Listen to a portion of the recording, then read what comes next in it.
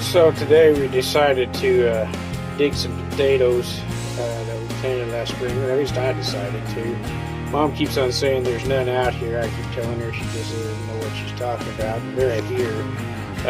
We've upgraded equipment. We started with the pitchfork. Today we are in the backhoe. And we're going to see what we can come up with. I don't think this is quite the tool you're supposed to use for this, but piece of shovel. So let's try it. Alright, this is going to be fun one-handed, but we'll do it anyway.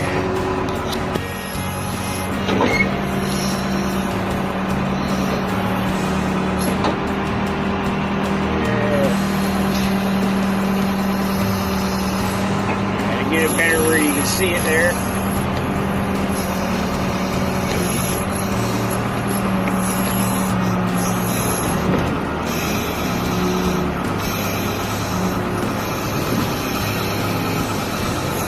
I don't think this is quite what you meant by digging taters, but we'll see what we can come up with at least.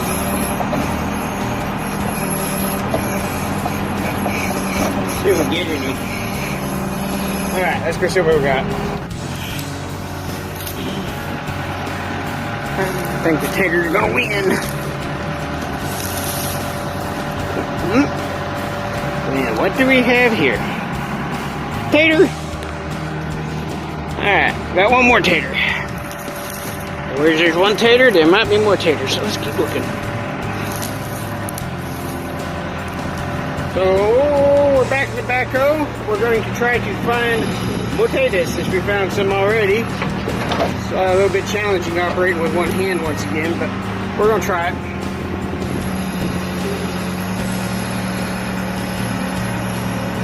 One hand and an elbow, how's that?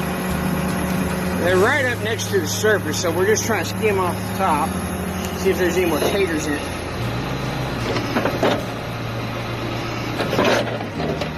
Break it apart a little bit, make it easier digging through. Alright, let's do another one since we're here.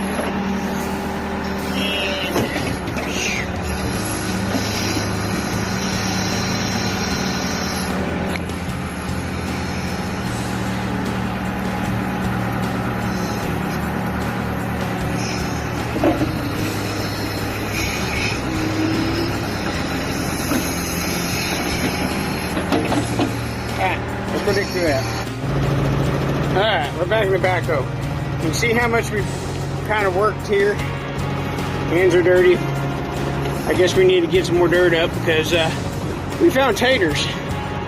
Rule of thumb is you keep digging until you stop finding taters, so let's try to find more.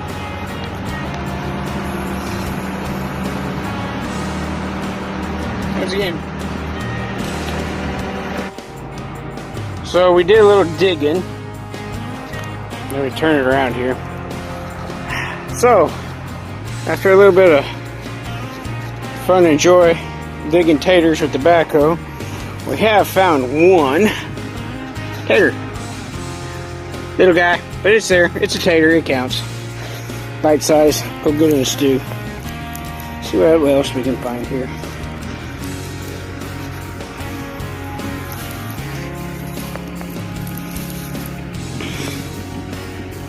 Mom's dearly gonna love this. It's alright.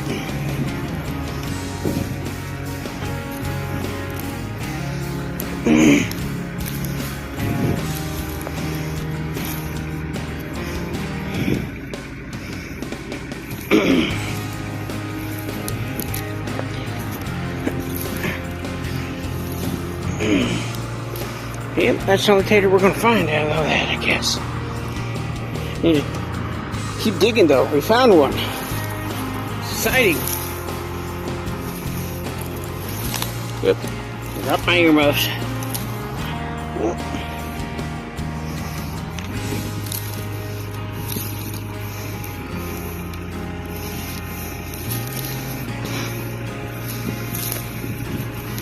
Oh, another tater.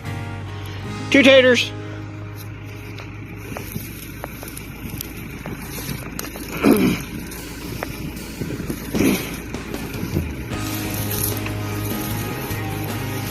Oh, Another tater. Another tater right there. Look at that one. That's a big one. Look at that. Alright, we're up to 4 taters.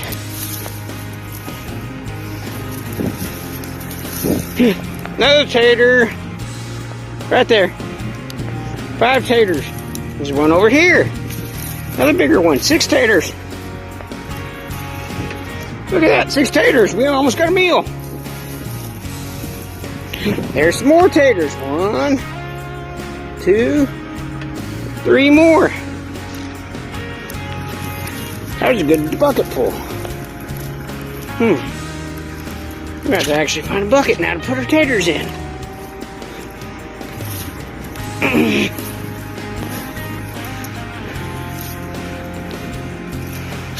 Alright, there's a bounty after a little bit. About 9 taters there. Make a decent little meal for me.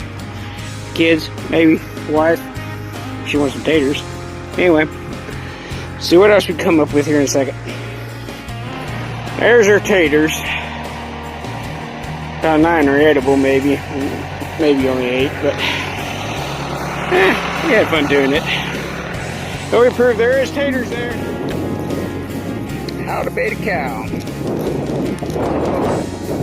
Kid gets his sled right. Oh, we fell out. Why walk when you can ride? Oh, kid, lay down.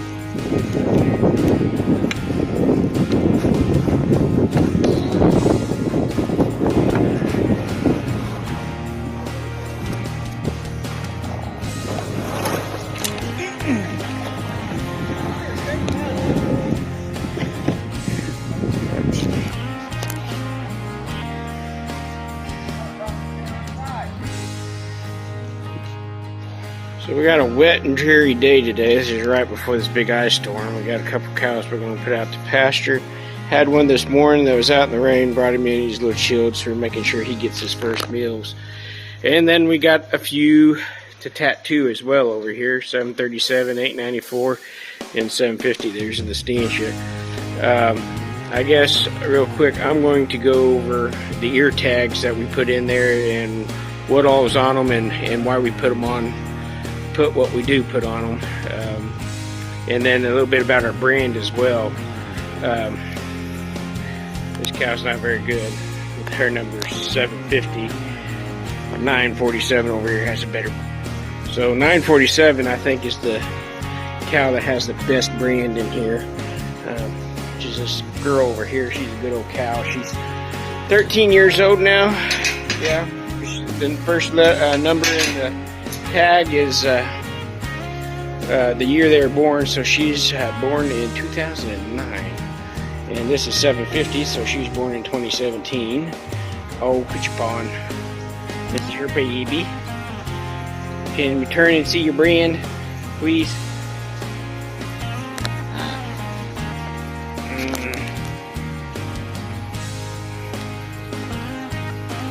Let's get some light on this subject.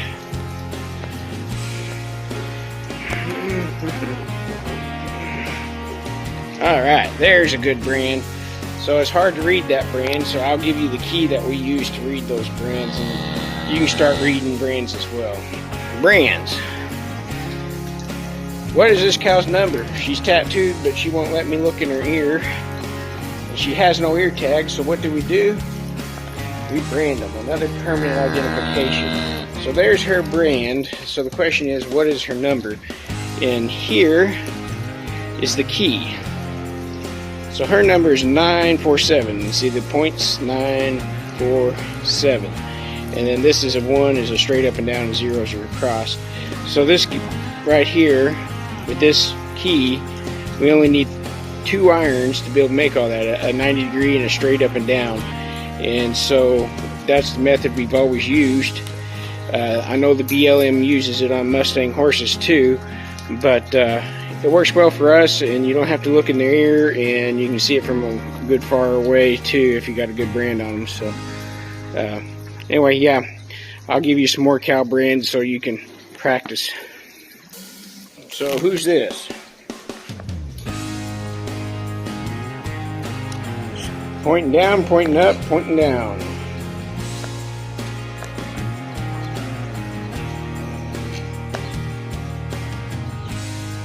down.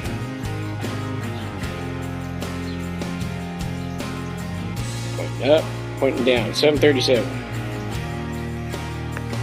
This one's kind and still has an ear tag that we can read, so this is 894. Hi, she's out of 108 from her pasture rules, but she had a baby. We got a tattoo. So on to tattooing the ear tags.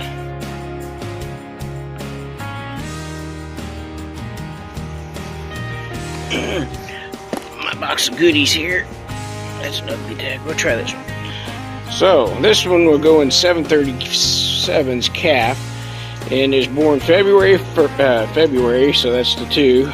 First, that's the 1. So 737, and FD is the sire code for Freedom, the bull we're using. The first 2 is because it's 2022, and then it was the 24th calf born on the farm this year.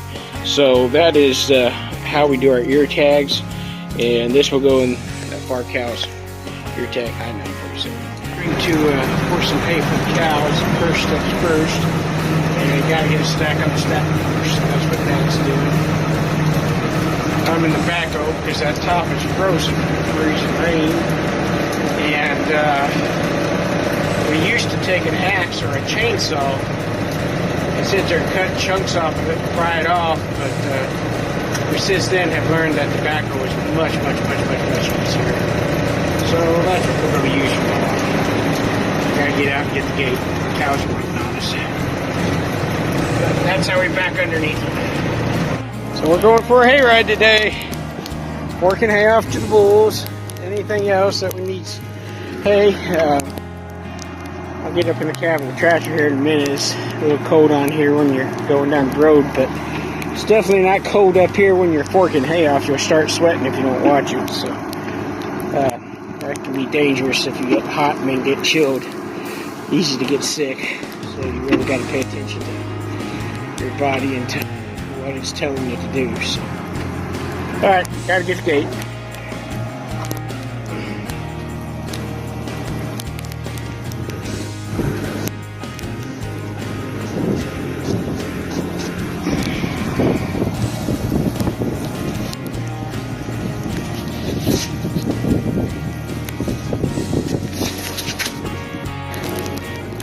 So we're forking hay off now. I'm on top of the haystack. Dad's in the tractor driving. But we just run around and sitting up here giving them hay as we go by. I'll get the cab of the tractor when we get out of the road to stay warm. But you don't have to worry about freezing up here. You start sweating actually. Good old-fashioned hayride. So, we got DDGS and corn this morning. I think they make mouths happy. Kids are still running around playing in the sleet and snow and stuff. The mamas are coming up. We'll fork them some hay here in a little while. This side of the road is protesting because they haven't been fed yet, but that's our next project. No harm done. It's nice having tame cows. Sometimes you don't even need the stanch or anything, just a good tub of feed. Get the little guy on to have its first meal. It's about 30 minutes old, already walking and eating by himself. Good little kid.